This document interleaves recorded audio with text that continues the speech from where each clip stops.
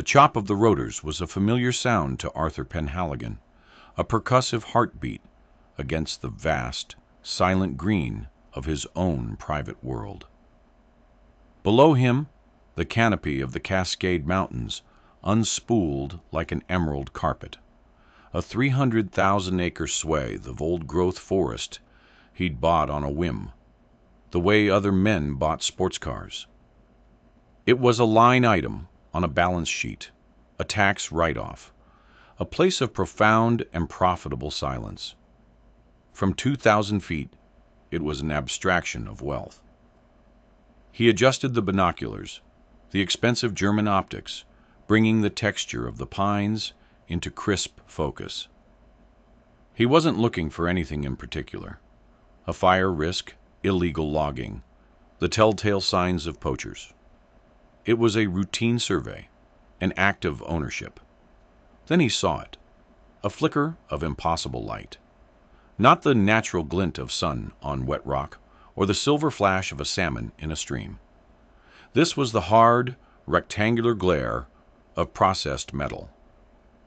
He leaned forward, pressing the binoculars into his eye sockets, and directed the pilot, a stoic man named Mills, with a curt gesture.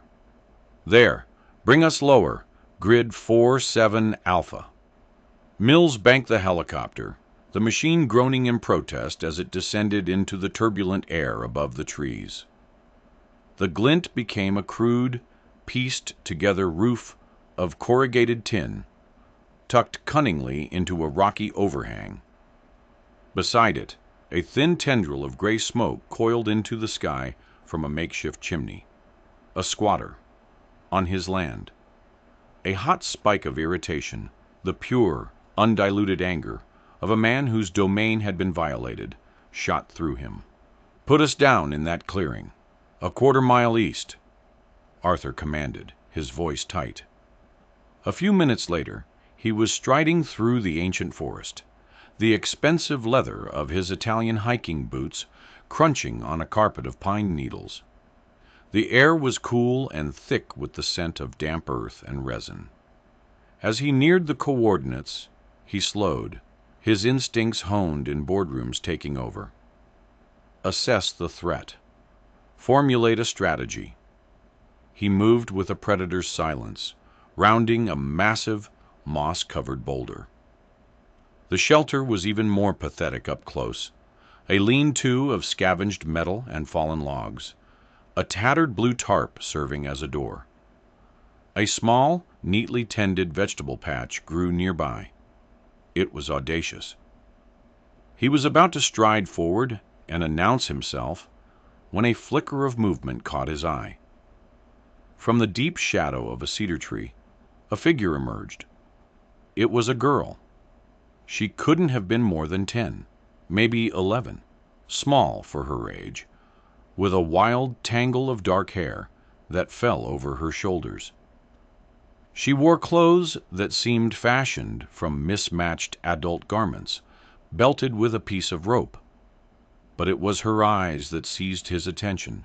They were a startling, fierce gray, fixed on him with an intensity that was anything but childish. And in her hands, held like a warrior's spear, was a long, sharpened stick. "You're not welcome here," she said, her voice clear and steady, without a tremor of fear. It carried an odd, formal cadence, as if learned from books. "This is the mountain's land, and you are not the mountain." Arthur was so taken aback he almost laughed. He, Arthur Penhaligon, worth billions, was being ordered off his own property by a feral child with a pointy stick. "I think you'll find," he said, drawing himself up to his full height, "that this is very much my land. I own every tree and every rock for 100 miles in any direction." The girl's expression didn't change. Her knuckles were white where she gripped the stick. "You can't own a heart," she stated, as if it were the most obvious fact in the world. "And this is the heart of the mountain. I'm its guardian. Now go." Arthur stared at the child. a strange mix of anger and bewilderment churning within him. He was a man accustomed to control, to a world that bent to his will through leverage, capital, and the sheer force of his personality. He had negotiated billion-dollar mergers, faced down hostile boards, and stared into the unblinking eyes of corporate raiders. Yet, here he was, in the middle of his own forest, in a standoff with a pint-sized sentinel, who looked like she'd just stepped out of a fairy tale gone wrong. He took a step forward, his hand raised in what he hoped was a placating gesture. "Look, kid, let's not be ridiculous. My name is Arthur Penhaligon. This is my property. You are trespassing." The spear tip rose an inch, unwavering. "I am not trespassing. I live here. My name is Alara." She said it not as an introduction, but as a declaration of existence, as solid and unmovable as the granite cliff behind her. "Alara," he repeated, testing the name.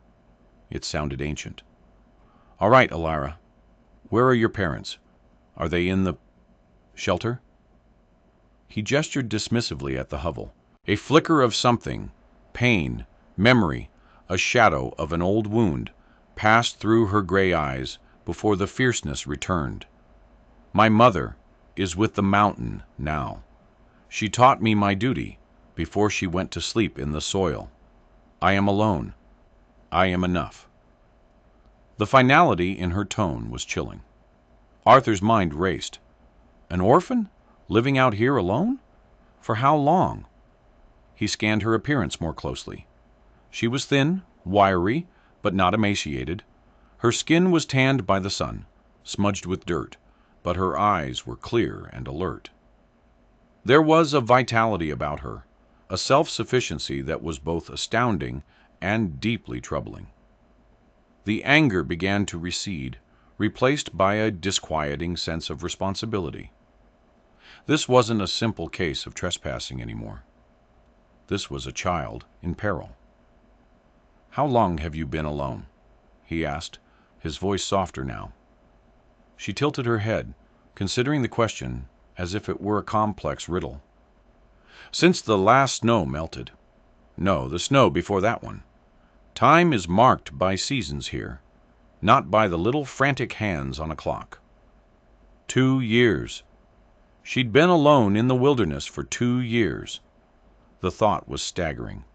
"What do you eat? How do you survive?" Alara gestured with her chin towards the small garden, then to the forest. "The mountain provides berries, roots, mushrooms. I have snares for rabbits. The stream has fish. My mother taught me everything. She taught me what is safe and what is poison, what to watch for, how to listen to the whispers of the trees." She spoke of the forest not as a hostile environment to be conquered, but as a living entity, a partner in her existence. Arthur's gaze drifted past her, towards the rock face behind the lean-to. There was a fissure in the granite, partially concealed by a curtain of hanging moss, and from the corner of his eye he saw it again, the glint. Not from the tin roof this time. It was a dull, heavy yellow gleam from within the fissure. His breath caught in his throat. It couldn't be. He took a half step to the side, trying to get a better look, and Alara instantly moved to block his view, her body tense. "That is the heart," she said, her voice a low warning. "It is not for you. The heart of the mountain. Gold." Arthur felt a dizzying sense of temporal vertigo. He was suddenly a boy of 8 again, sitting on his grandfather's knee in a dusty study that smelled of old leather and pipe tobacco. His grandfather, a grizzled old prospector named Alistair Penhaligon, who had clawed his way from poverty to a modest fortune, had been the one to first buy this land. He had unrolled a hand-drawn map, its paper yellowed and brittle with age. "There's a secret in that forest, boy," Alistair had rasped. his finger tracing a line along a creek bed. A little vein of the good stuff, pure as a prayer. Not enough to start a rush, not enough to bring the vultures down on us, but enough, a secret for the family. The mountain's heart, I call it. You leave it be. You let it sleep. It's for a day when the sky is falling, and not a day before. Arthur had inherited the land, the map, and the secret. The modest fortune had ballooned into a global empire under his stewardship, and the sleeping gold had become a forgotten family legend, a quaint story from a bygone era. He'd never had a sky-falling day. Until now. He was looking at a child who was guarding his family's secret, a treasure she didn't understand, armed with nothing but a stick and a promise made to her dead mother. The sheer, impossible irony of it was a physical blow. He slowly lowered his hand and took a step back, breaking the standoff. "All right, Alara," he said, his mind a whirlwind of legal, ethical, and now deeply personal complications. "You win. For today." He needed to think. He needed to get back to his world of concrete and glass to process this impossible reality. He turned and walked back towards the clearing, the girl's unblinking gray eyes boring into his back. He felt like he was retreating from a battle, though he wasn't entirely sure who had won. Back in the helicopter, the roar of the rotors filled the cabin, but it couldn't drown out the silence inside Arthur's head. "Anything to report, sir?" Mills asked, his voice calm, professional.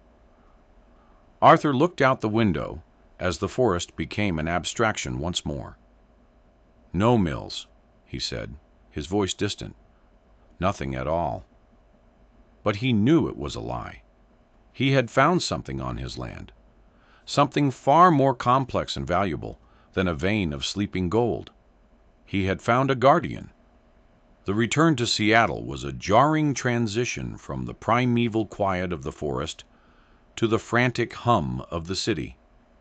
Arthur's penthouse apartment, a sterile expanse of white marble, glass, and brushed steel, felt less like a home and more like a high-altitude observation deck for a life he curated rather than lived.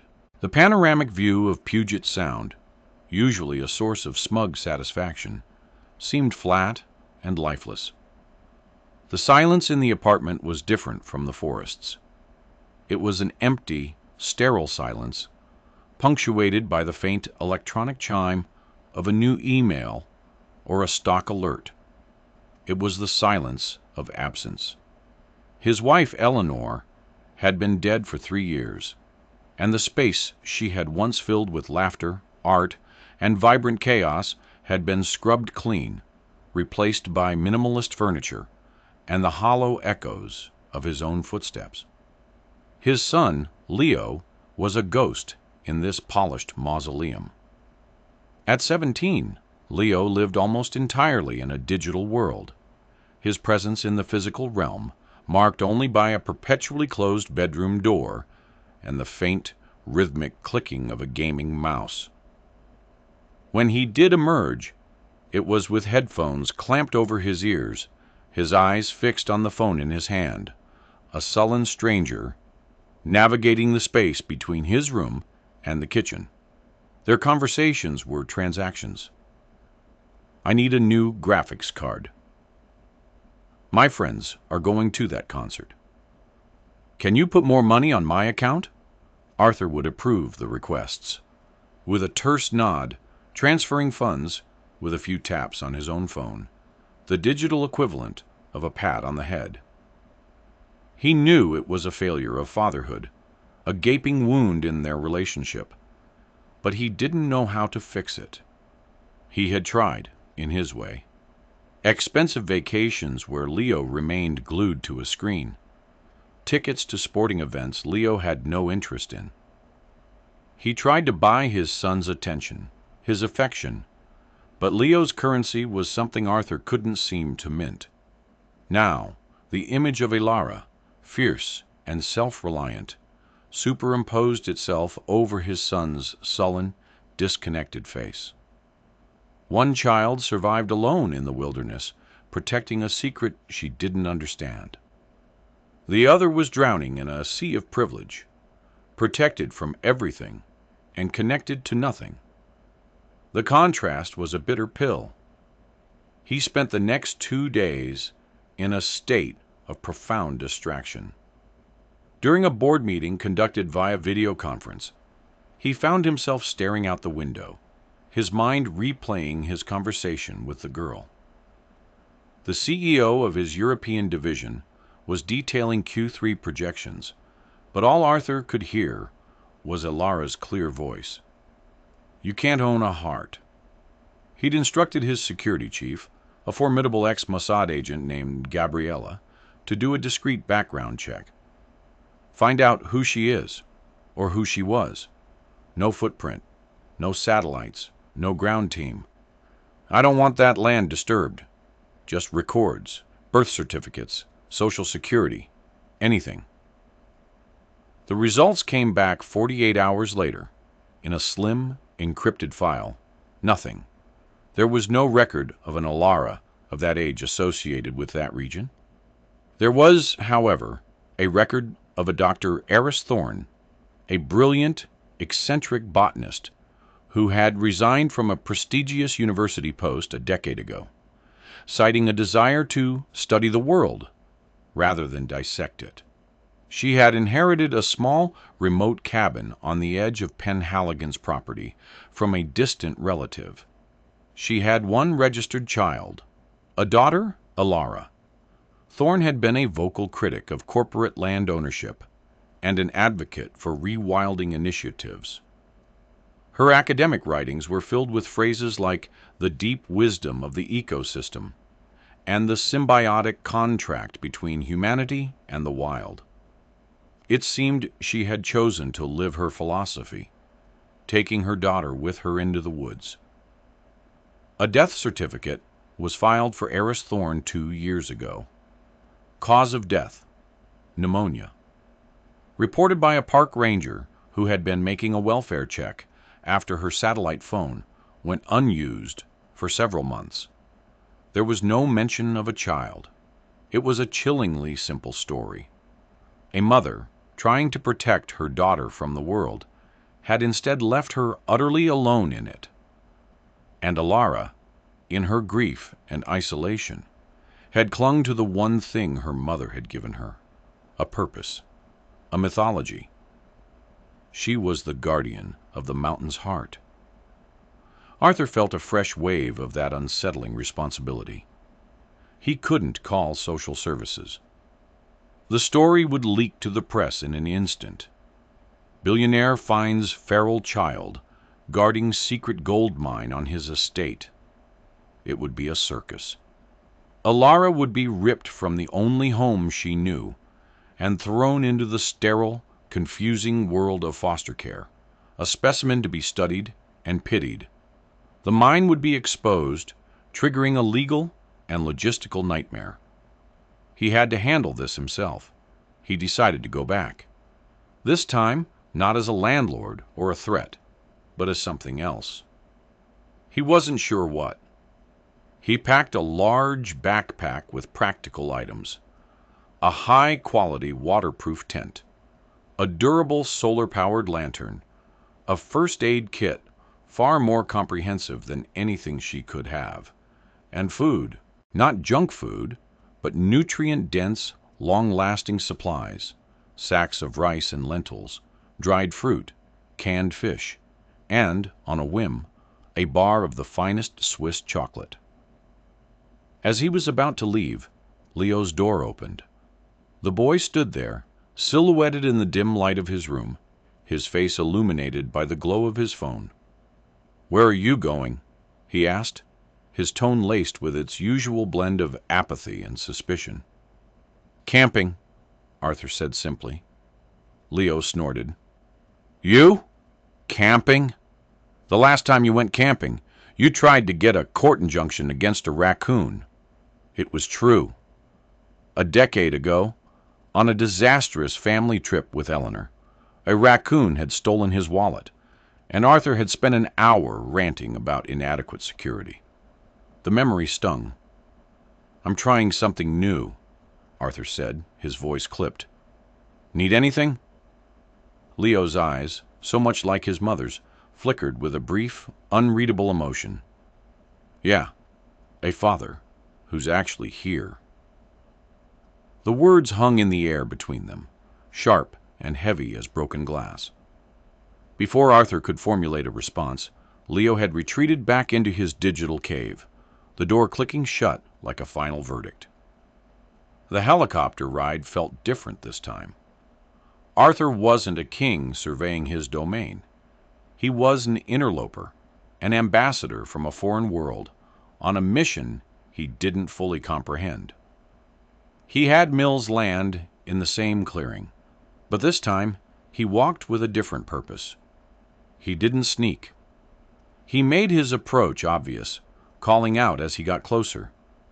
"Alara, it's Arthur Penhaligon. I'm back. I'm not here to make you leave. I brought some things." He found her sitting on a rock near her garden, sharpening a different stick with a piece of flint. She watched him approach, her expression wary, but she didn't raise her makeshift spear. He stopped a respectful distance away and slowly unshouldered the heavy pack. He took out the items one by one, placing them on the ground between them. "This is a better tent than your lean-to. It will keep you dry and warm. This lantern will give you light after the sun goes down. This is medicine, and this is food." He finished by placing the chocolate bar on top of the pile. Her eyes, which had scanned the practical items with a cool, appraising curiosity, widened almost imperceptibly at the sight of the brightly colored wrapper. She hadn't lost all connection to that other world then. "Why?" she asked, her gaze lifting from the offerings to his face. It was the question he'd been asking himself. "Because it's not safe for a child to be alone out here," he said, the words sounding inadequate, even to his own ears. "You don't look safe," she countered, her logic impeccable. "You look soft. Your face is pale. You make too much noise when you walk. The forest would eat you." He couldn't help but smile. "You're probably right. But in my world, I'm considered capable. Your world is not this one." "No," he agreed. "It's not." He gestured to the supplies. "A gift, no strings attached. I'll leave now. I'll come back in a week to check on you." He was turning to go when she spoke again. "The chocolate," she said. "Is it a trick?" "No trick," he said. "It's just, sweet." She considered this for a long moment. Then, with a fluid grace, she stood up and walked to the pile. She ignored the tent, the lantern, the food. She picked up the chocolate bar, her small, dirt-smudged fingers carefully unwrapping one corner. She broke off a tiny piece and put it in her mouth. Her eyes closed, and a look of pure, unadulterated pleasure smoothed the fierce lines of her face.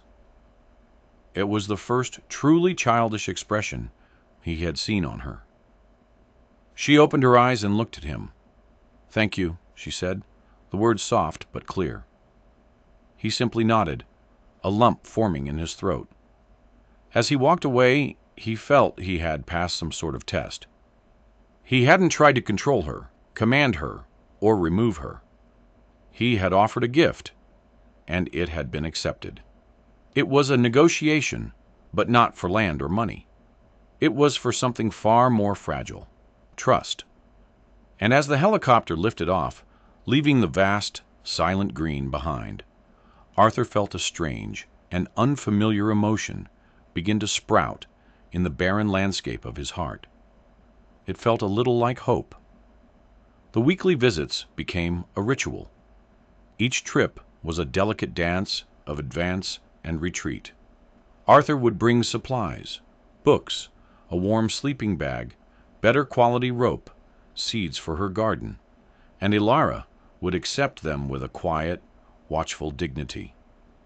She never asked for anything, but her silent appraisal of each item was more eloquent than words. She approved of the sturdy cooking pot. She was dismissive of the waterproof matches, preferring her flint and steel. He learned to see the world through her pragmatic lens. He never tried to enter her lean-to, nor did he press her about the fissure in the rock. He respected the boundaries she had drawn around her life and her secret. In return, she began to talk to him, not about her feelings or her past, but about the forest. She showed him which mushrooms were safe to eat, their vibrant colors a map of edibility. She pointed out the tracks of a deer that had passed by that morning. She taught him the names of the birds by their calls, the cheerful warble of the wren, the melancholic cry of the osprey. She spoke of the mountain as if it were a person, a cantankerous but generous old friend. "The mountain is angry today," she would say, pointing to the dark clouds gathering on the summit. Or, "The mountain is happy. It gave us sun for the berries." He found himself listening, truly listening, for the first time in years. His world was one of noise, of competing voices demanding his attention. Here there was only the rustle of leaves, the gurgle of the stream, and the clear, uncomplicated voice of a child. He started bringing a notebook, jotting down the things she taught him. He learned how to read the subtle language of the wilderness, a bent twig, a disturbed patch of moss, the direction of the wind. It was a more complex and vital data set than any stock market analysis. During these visits, Arthur felt a part of himself he thought long dead begin to stir. The boy who had listened to his grandfather's stories, who had dreamed of adventure before the world taught him to dream of profit, was reawakening. The forest floor felt more real beneath his feet than the polished marble of his penthouse. The scent of pine was more invigorating than the expensive cologne he wore. One day he arrived to find her perched in the branches of a tall fir tree, staring intently at the valley below. "What do you see?" he asked, craning his neck to look up at her. "A stranger," she said, her voice tight with suspicion. "Not you? Another one. It shines." She pointed, and Arthur followed her gaze. Far below, on one of the logging roads that crisscrossed the lower elevations of his property, was the metallic glint of a parked truck. It was a beat-up Ford, the kind used by hunters or loggers. "He's been there for 2 days, Ilara said. "He walks. He looks at the ground. A prospector." The thought sent a chill down Arthur's spine. The secret of the mountain wasn't as safe as he'd believed.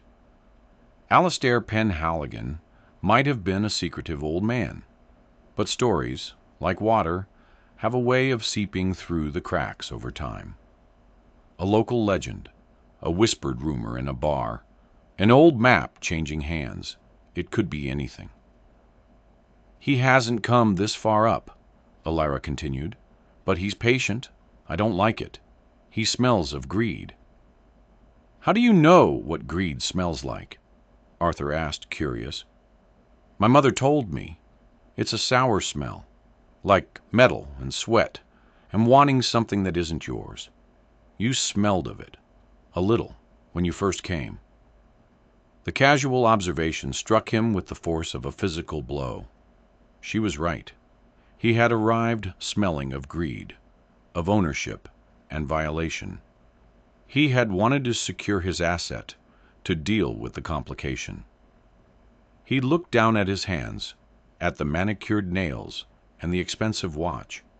He had spent his entire adult life wanting things that weren't his and making them so. The realization was deeply shaming. He knew he had to deal with the prospector. He also knew he couldn't do it in a way that would draw attention to this specific location. He made a call to Gabriella as soon as he had a signal. I want an invisible perimeter established around Grid 47 Alpha. Motion sensors, thermal imaging, the works. I want to know if a field mouse sneezes within a 5-mile radius. And I want a profile on anyone using the access roads, specifically the owner of a rusty Ford pickup. Back in Seattle, the gulf between his two worlds had become a chasm. He felt like an actor, playing a part he no longer believed in. The endless meetings, the strategic power plays, the relentless pursuit of more. It all felt hollow, meaningless. He tried to talk to Leo, to share something of his experiences, but the words wouldn't come. How could he explain the profound education he was receiving from a 10-year-old girl in the woods? How could he describe the feeling of being stripped of his power and finding a different kind of strength? One evening, driven by a frustration that bordered on desperation, he did something he hadn't done in years. He didn't knock on Leo's door. He opened it. Leo was at his desk, bathed in the pulsating light of 3 different monitors. He was wearing a headset, shouting commands to unseen teammates in a virtual world. On the screens, fantastical creatures exploded in bursts of colorful light. The room was a mess of clothes, empty energy drink cans, and discarded pizza boxes. It was a teenager's cave, a fortress against the outside world. Arthur walked over and unplugged the main computer from the wall. The screens went black. The shouting stopped. Leo ripped off his headset, his face a mask of pure fury. "What the hell are you doing? I was in the middle of a raid." "We need to talk," Arthur said, his voice calm but firm. "I'm taking you somewhere." "No," Leo spat, his eyes blazing. "I'm not going on another one of your stupid corporate retreats, or some 5-star resort where I'm supposed to pretend we're a happy family. I'm not interested." "It's not a resort," Arthur said. "There's no electricity. There's no cell service. There's no Wi-Fi." Leo stared at him as if he had just announced he was taking them to the moon. "Are you insane?" "Why?" "Because I want you to meet someone." The next morning, under protest, Leo found himself in the helicopter. He was dressed in designer sweatpants and a hoodie, carrying a backpack that likely contained nothing but a battery pack and his phone, which he was staring at with grim determination, trying to soak up the last dregs of connectivity. He hadn't spoken a word to Arthur. As the helicopter descended, and Leo saw the unbroken wilderness below, a look of genuine horror crossed his face. "You've got to be kidding me. You're leaving me here? Is this some kind of survivalist punishment for my grades?" "I'm not leaving you," Arthur said as they landed. "We're staying for a few days." He shouldered his own pack and a larger one for Leo. "Let's go." The hike was a miserable affair. Leo complained about the mud, the insects, the lack of a paved trail. He stumbled over roots, got snagged on branches, and generally radiated an aura of profound adolescent misery. Arthur ignored him, pushing forward, his own senses now more attuned to the forest around him. He heard the chattering of a squirrel, noticed the bright flash of a blue jay. When they arrived at the clearing, Olara was there, waiting. She stood by her rock, her spear held loosely at her side. She had watched their noisy, clumsy approach with an expression of deep skepticism. Her eyes took in the boy, his expensive clothes, his sullen posture, his face pale with city living. Leo stopped dead, staring. He had clearly been expecting a grizzled mountain man, not a small girl who looked like she was playing dress-up in clothes from a bygone century. "This is who you wanted me to meet?" he whispered to his father, his voice dripping with condescension. "A little girl playing in the dirt?" Before Arthur could respond, Alara spoke. Her gaze was fixed on Leo. "You are loud," she said, her voice flat. "Your feet are clumsy. You smell of sugar and screens. The mountain does not like you." Leo's jaw dropped. No one talked to him like that. He was Leo Penhaligon. He looked to his father, expecting him to intervene, to put this dirt-streaked urchin in her place. But Arthur was watching the exchange with a neutral expression.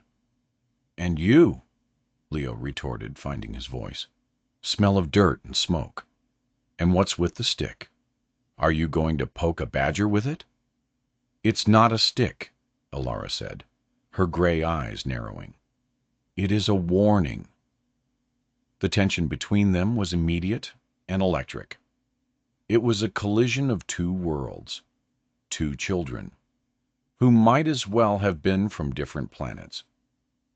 Arthur had a sudden sinking feeling that this had been a terrible, terrible mistake.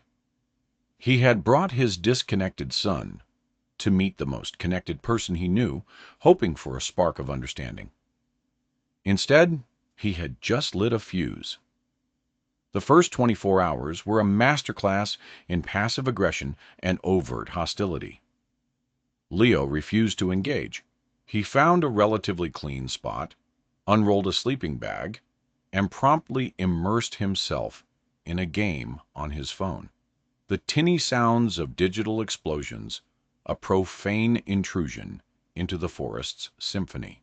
Alara, for her part, ignored him completely, moving about her tasks with a focused intensity that made Leo's indolence seem even more pronounced.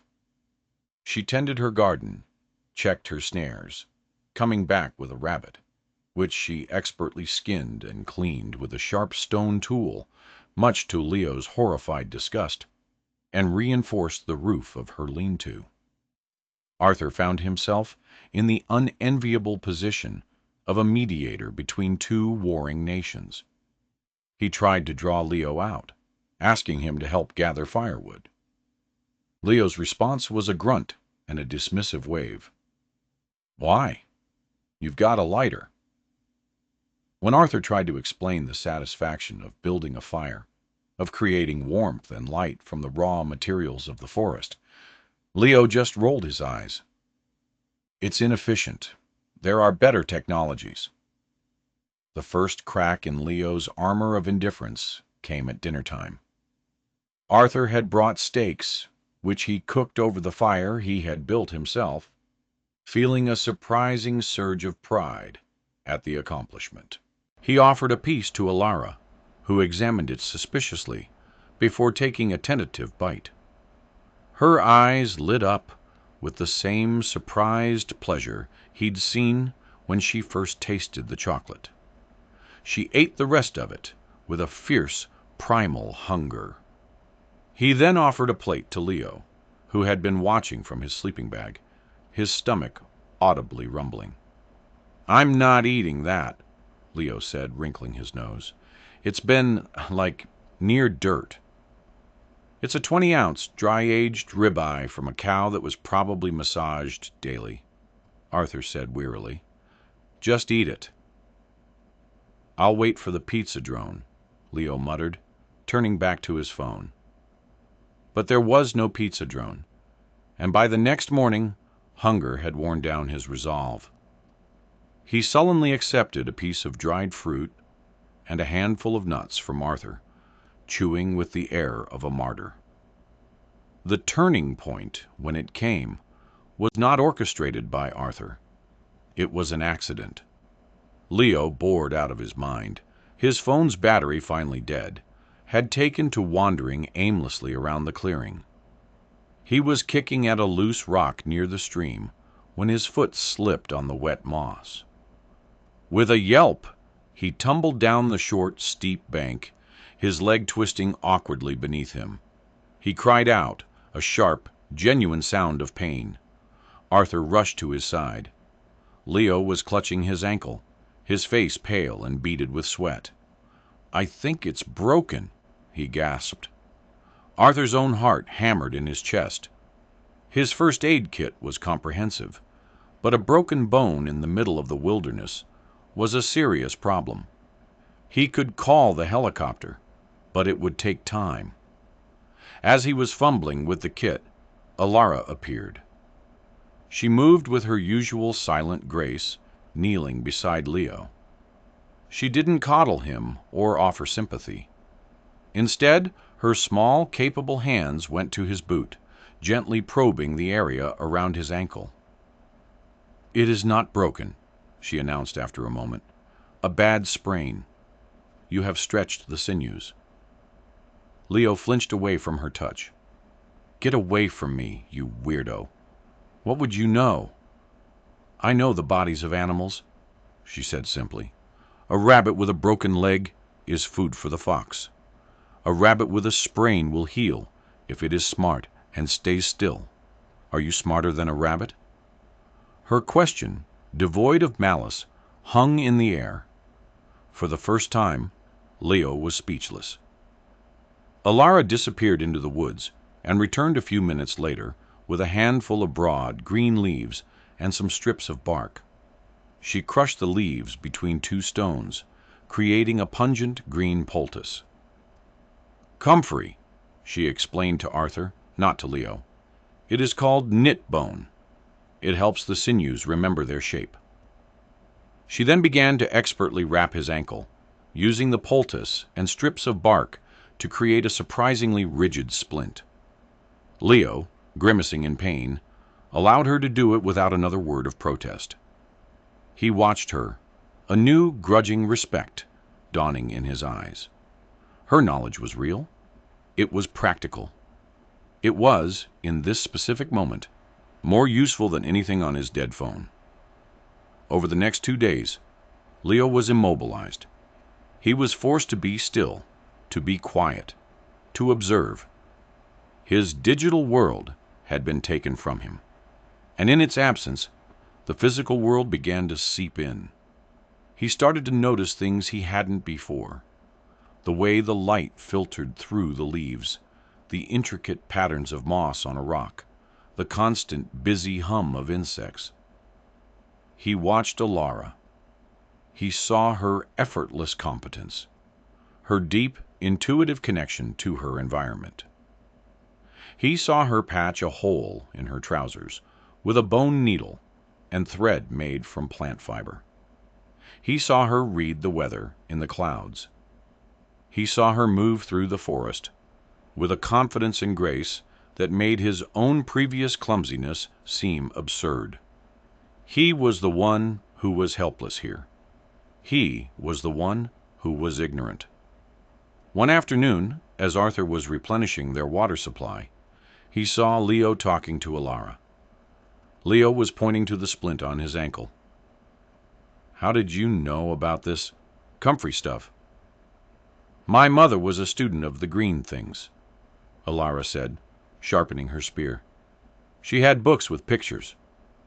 But she said the best way to learn was to ask the plants themselves. You sit with them. You listen." Leo looked skeptical. "Plants don't talk." "Not with words," Alara conceded. "They talk with their color, their shape, their smell. They tell you where they like to grow. They tell you who their friends are. The stinging nettle grows near the dock leaf because the dock leaf is the cure for its sting. Everything has a partner, a purpose." Leo was quiet for a long time.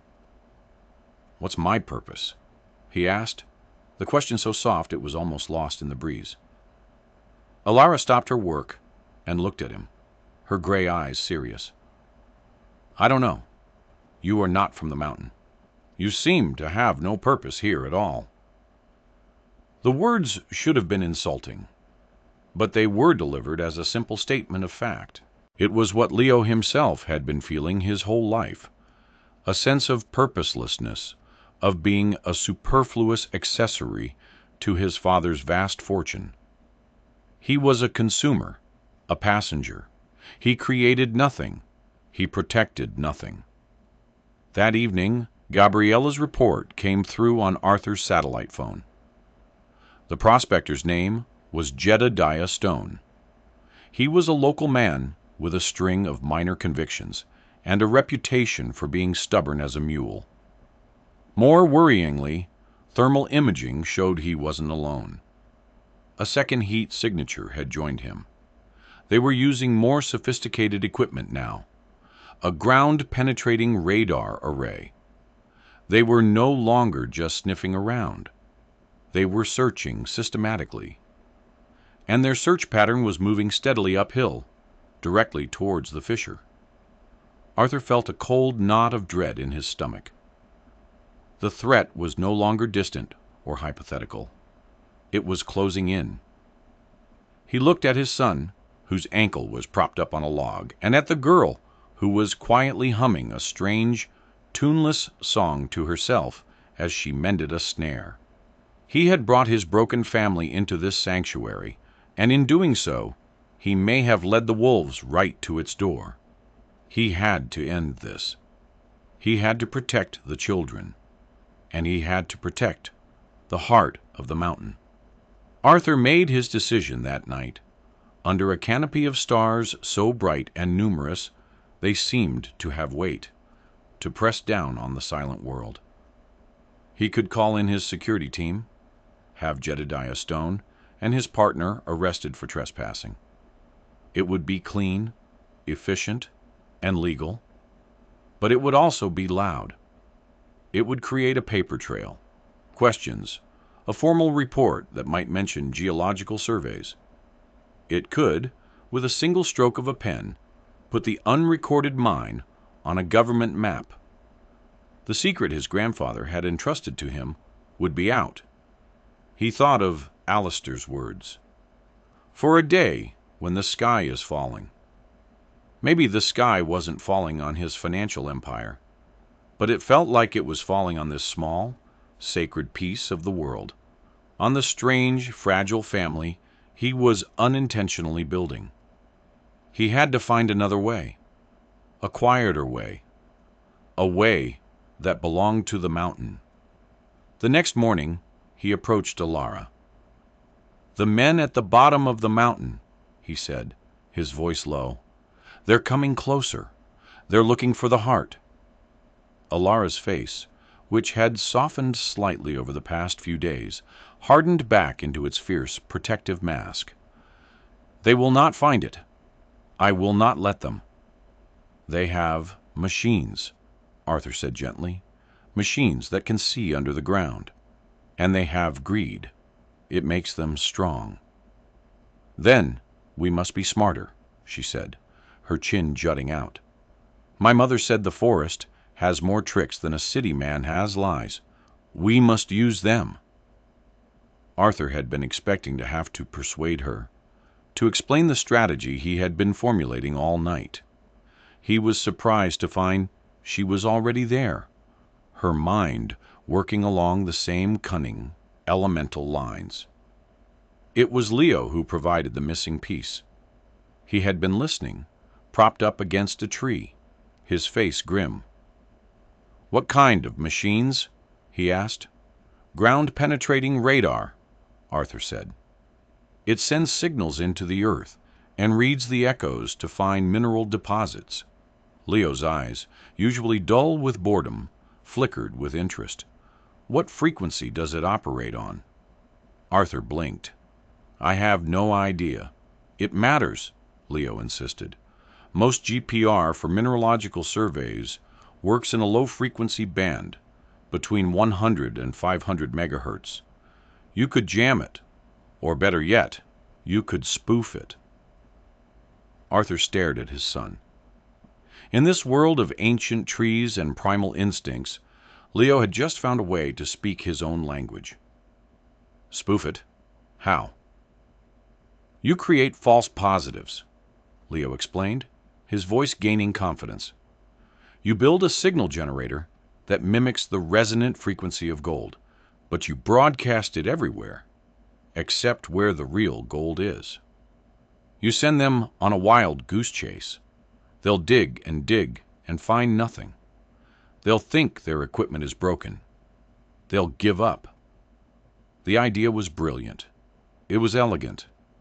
It fused Leo's technological world with Alara's natural one. But there was a problem. How do we build something like that out here? We have no tools, no components. Leo grinned, a flash of his old, cocky self, but transformed now. We don't need to build it from scratch. We just need to modify something that already has the parts. Like, say, he looked pointedly at Arthur, a multi-band satellite phone. The plan was set in motion. It was a race against time. While Leo, armed with the small tool kit from the first aid kit and a knife, began the delicate surgery on the satellite phone, Arthur and Alara had another task. They needed to find a convincing decoy. The gold vein was primarily quartz, laced with the precious metal. A false signal would be more believable if it originated from a similar geological formation. There are other quartz deposits, Alara said immediately. The mountain has many bones. There is a large outcropping to the west, near the old waterfall. It is a place of white rock. The journey to the waterfall was a revelation for Arthur. He was no longer a visitor. He was a participant. He followed Alara, learning to place his feet silently, to read the terrain, to become part of the forest's texture. He felt a sense of purpose he hadn't experienced since the early, hungry days of building his first company. He was protecting his family, his real family. They found the outcropping, a massive cliff face of milky white quartz that glittered in the sun. It was perfect. They spent hours there, not talking much, but working with a shared understanding. They gathered rocks, cleared a space, and made it look, to a hopeful prospector's eye, like a place where a man might get lucky. Meanwhile, back at the camp, Leo was in his element.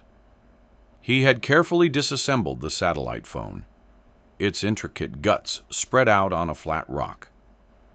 He worked with a surgeon's focus, rerouting circuits, modifying the antenna, his fingers, usually so adept at a keyboard, proving to be just as nimble with wires and soldering, using a heated nail held with bark. His ankle was still tender, but he seemed to have forgotten the pain, lost in the complex problem-solving.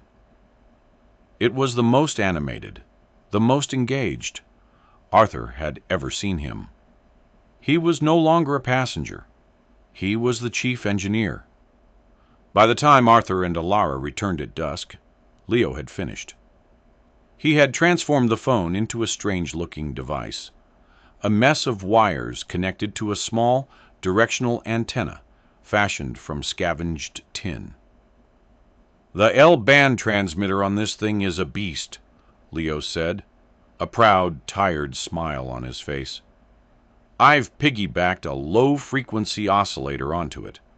It should broadcast a signal that'll make their GPR scream gold, loud enough to hear it in the next state." The final piece of the plan was placement.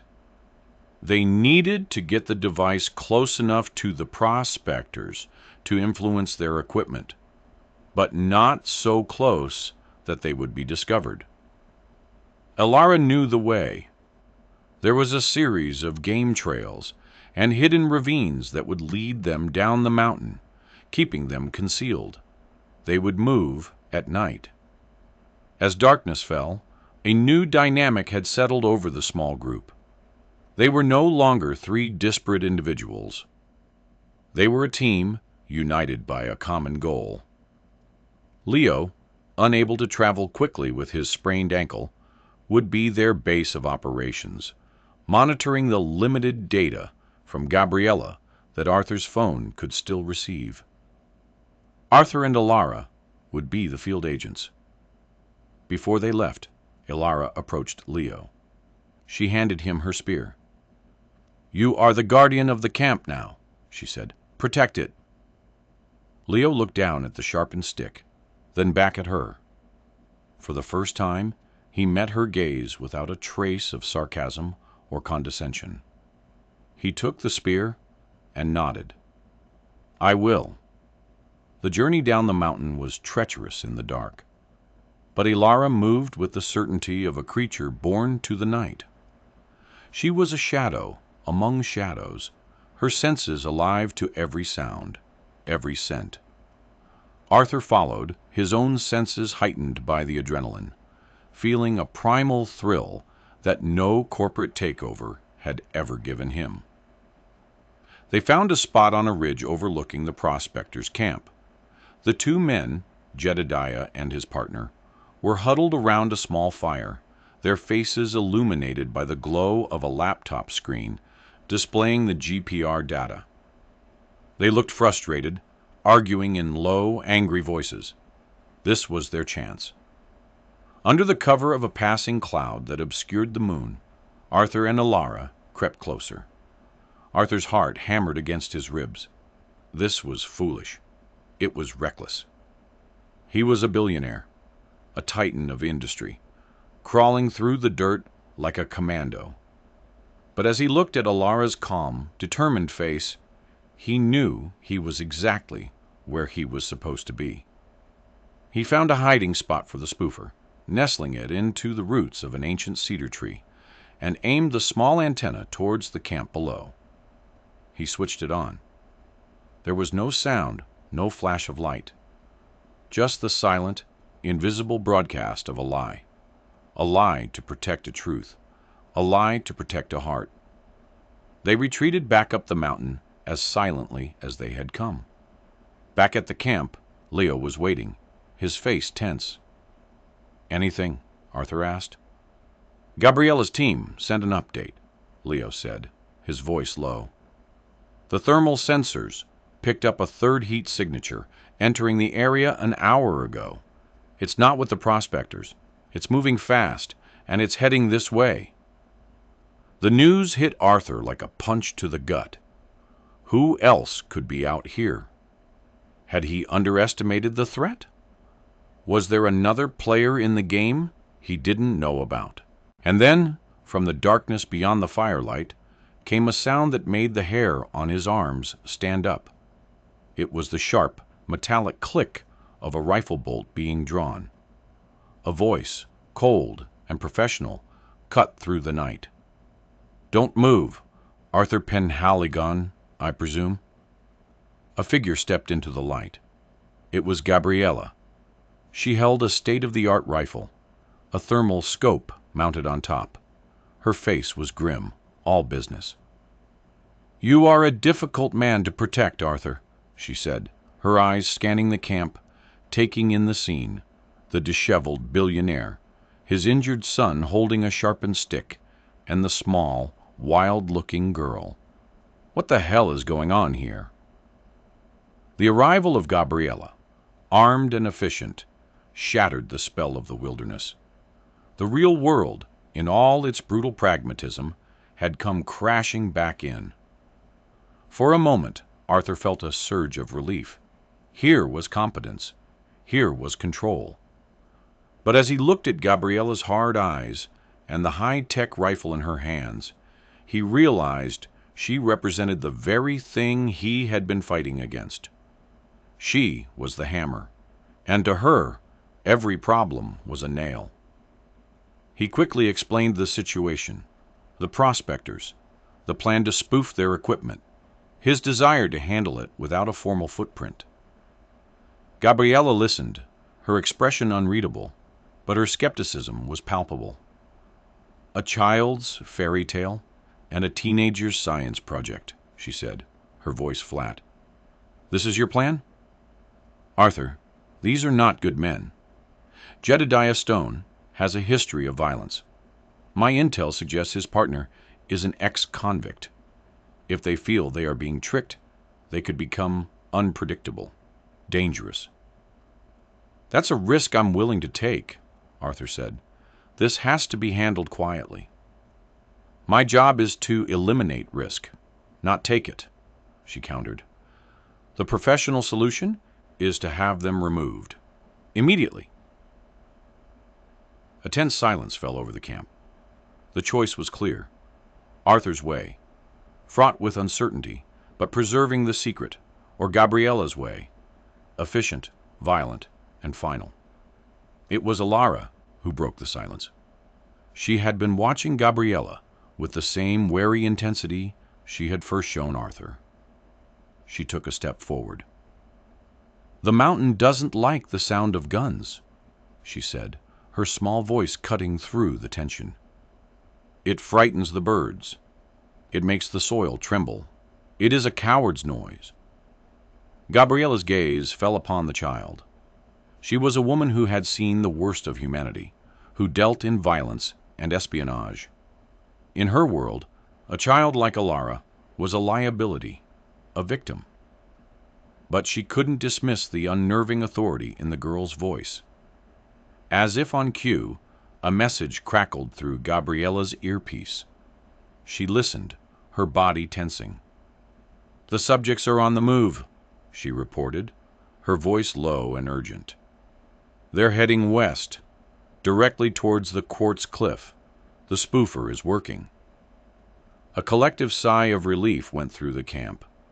Leo's device, his brilliant idea, had worked.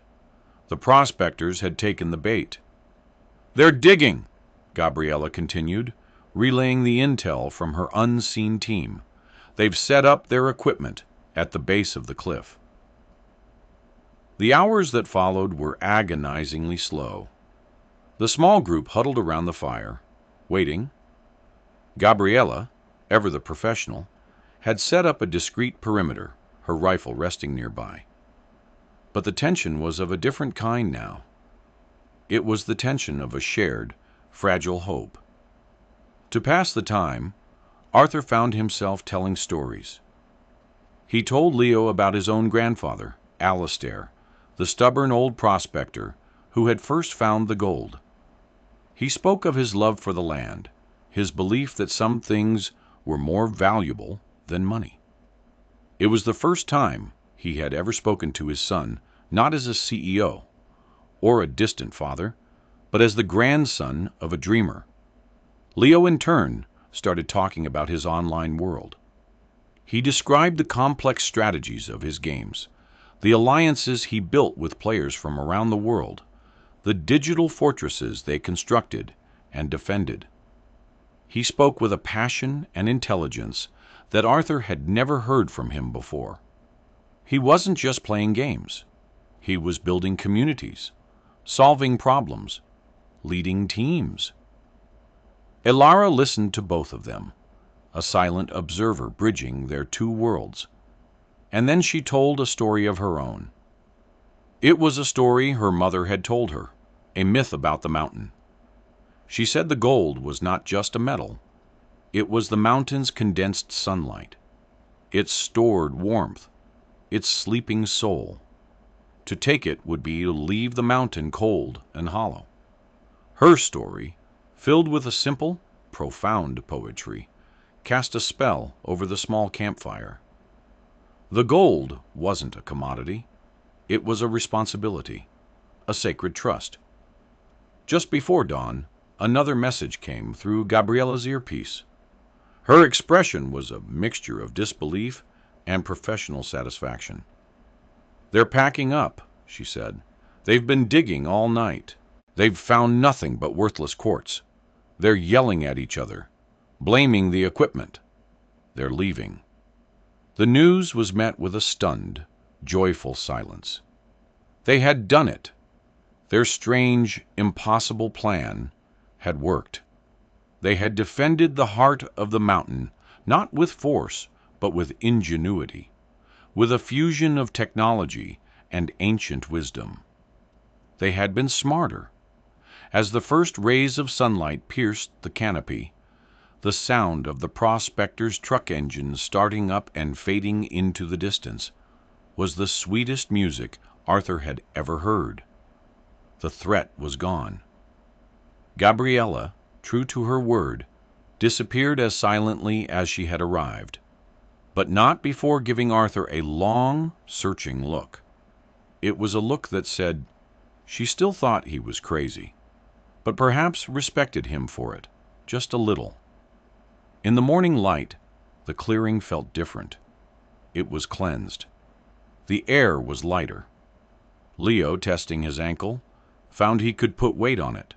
The swelling had gone down. Alara's poultice had worked its magic. He walked over to her, his limp pronounced but manageable. He held out her spear. "Thank you," he said. And in those two simple words, a bridge was built across the chasm that had separated them. Alara took her spear and nodded. "You are a little bit smarter than a rabbit after all," she said, and the ghost of a smile touched her lips.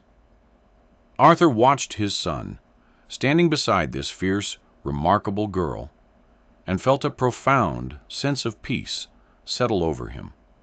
He had come to the mountain to secure an asset. He had been angry, arrogant, smelling of greed.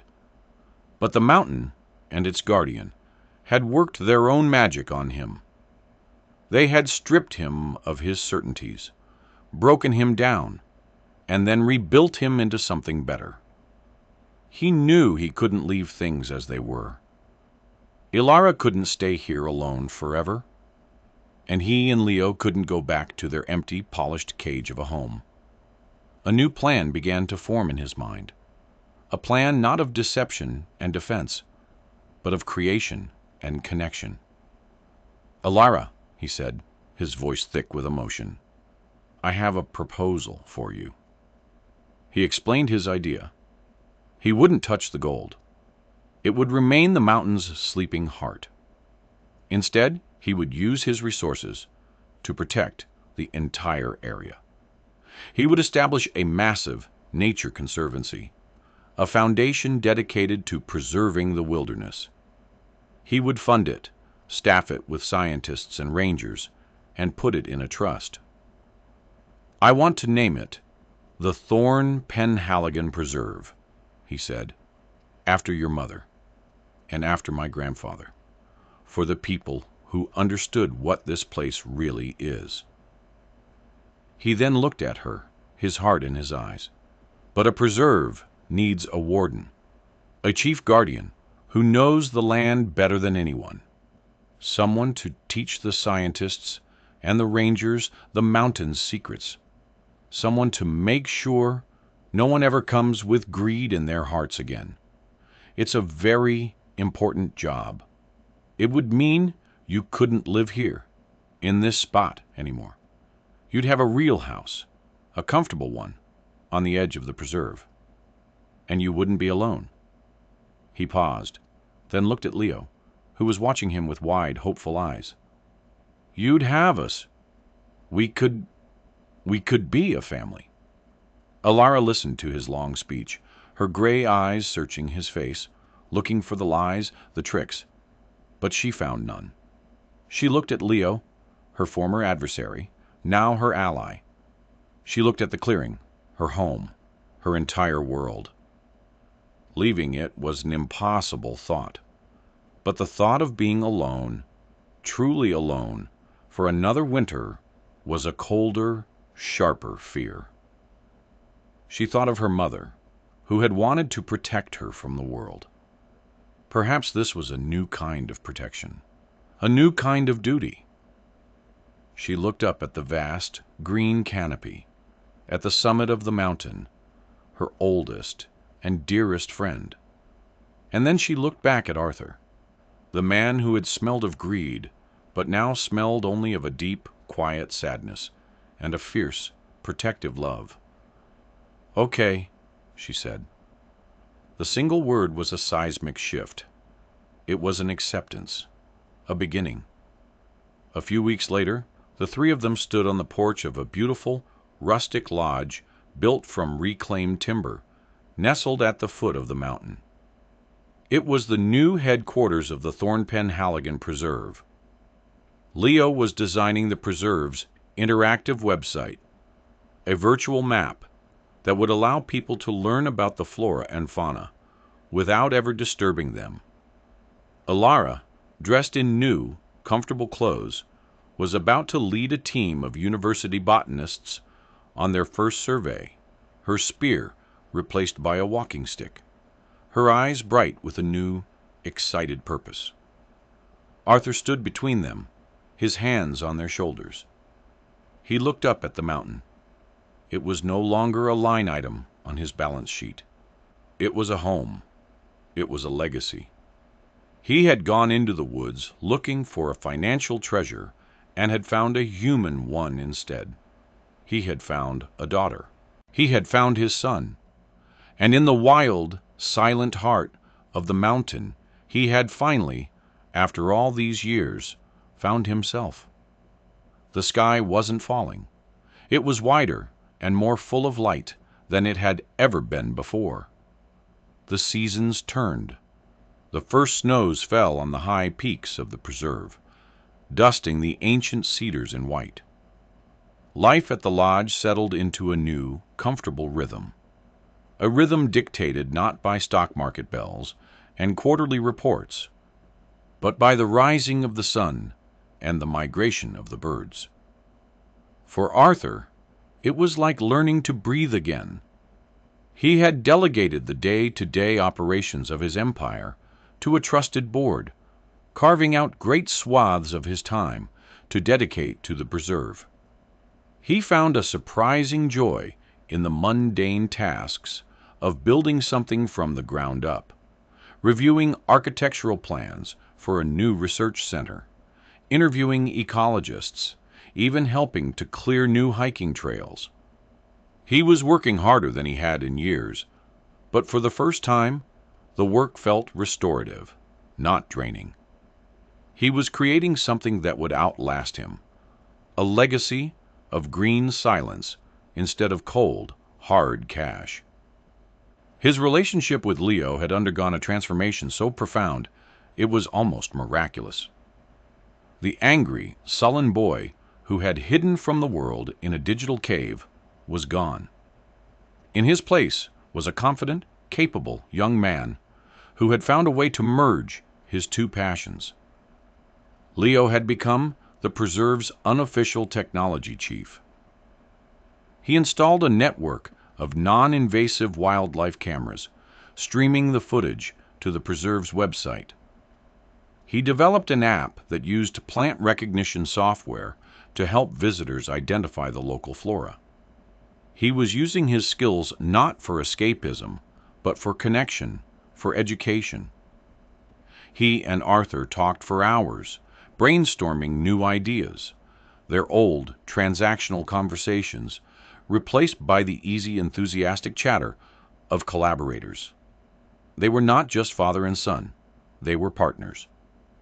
But the heart of their new family was Alara. She was a revelation. Removed from the daily struggle for survival, she blossomed. She devoured the books in the lodge's library with a ferocious appetite, her brilliant mind soaking up knowledge about biology, geology, and history. She was a natural teacher, leading guided walks for visiting students. Her stories of the mountain weaving together scientific fact and the mythology her mother had taught her. She held them all spellbound. She had not lost her wildness, her fierce independence. She still rose before dawn to walk the forest trails alone, reading the story of the night in the tracks left in the soil. She was still the mountain's guardian, but the fierce, defensive lines of her face had softened, replaced by a quick smile and an easy laugh. She had learned to trust, to love. She would often sit with Arthur on the porch in the evenings, watching the stars appear. She would ask him about his world, about the strange cities of glass and steel, the cars that moved without horses, the invisible web of money that connected everyone. He would answer her questions honestly, without judgment, and in doing so, he began to understand his own life in a new way. He saw the beauty and the innovation, but also the profound disconnection, the fear that drove the relentless pursuit of more. He was her student as much as she was his. One crisp autumn evening, a year after they had left the clearing, Alara asked him a question that stopped him cold. "Arthur," she said, her gray eyes serious in the twilight, "were you happy before you met me?" He looked out at the dark silhouette of the mountain, the place that had saved him. He thought of his empty penthouse, his silent life, his ghost of a son. He thought of the constant, gnawing pressure to succeed, to win, to acquire. He had been powerful. He had been respected. He had been feared. But happy? "No, Alara," he said, his voice quiet but certain. "I wasn't. I was just rich." The word sounded hollow now, meaningless. He realized then that his grandfather's secret wasn't the gold. The gold was just a metaphor. The real secret Alistair had left him was the land itself, the place of quiet, the source of connection, the antidote to a world gone mad with greed. It had taken a small, fierce girl with a sharpened stick to make him see it. The Thorn Penhaligon Preserve became a model for conservation, a testament to what could be achieved when wealth was paired with wisdom.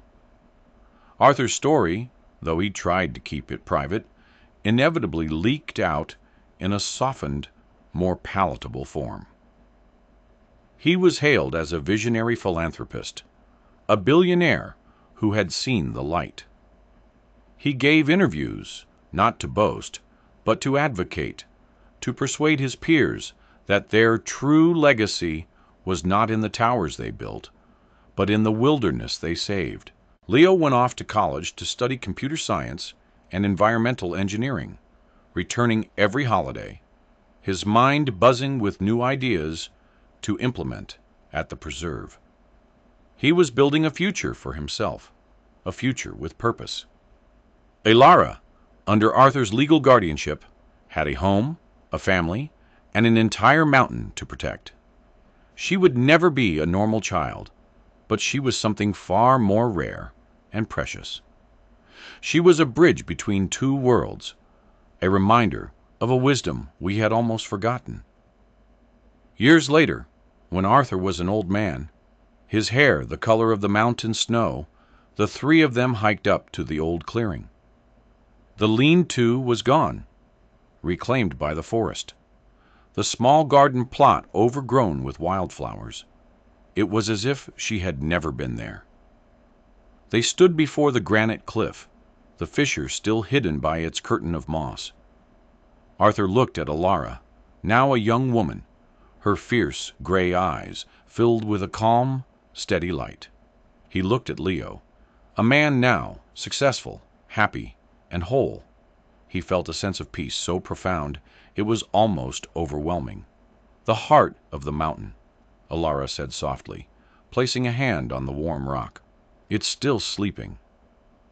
Arthur smiled, a deep, contented smile that reached his eyes.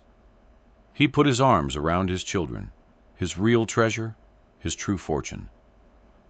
"Let it sleep," he said. "We're here to watch over it." And together they stood in the quiet of the ancient forest, a family forged by a secret, guardians of a treasure far more valuable than gold.